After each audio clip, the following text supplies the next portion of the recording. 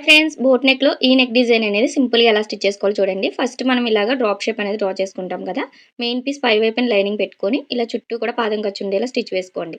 కార్నర్‌కొచ్చిన తర్వాత కంపల్సరీ ఇలా నీడిల్ అనేది దింపుకొని, కరెక్ట్ మార్కింగ్ పైన స్టిచ్ వేసుకోవాలి. చిన్న చిన్న టక్స్ ఇచ్చేసుకొని రివర్స్ చేసుకోవడమే. ఇలా రివర్స్ చేసుకునేటప్పుడు కూడా కార్నర్ కరెక్ట్‌గా తీసుకోండి. కార్నర్ అనేది నీట్‌గా రావాలి.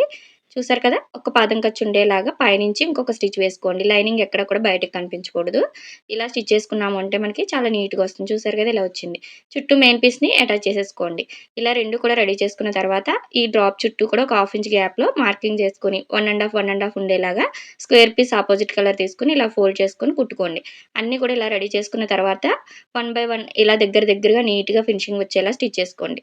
పైనుంచి మనం లేస్ అనేది వేసుకోవాలి. ఎక్స్ట్రా పీస్ కట్ చేసుకొని ఇలా బోర్డర్ కలర్ అయితే లేస్ తీసుకున్నాను. కార్నర్‌లో ఇలా కరెక్ట్‌గా ఫోల్డింగ్ చేసుకొని ఈ లేస్ అనేది డబుల్ స్టిచ్ వేసేసుకోండి. చూసారా ఎంత నీట్‌గా వచ్చిందో ఫినిషింగ్. ఫుల్ వీడియో కింద ఉంటుంది. చెక్ చేయండి.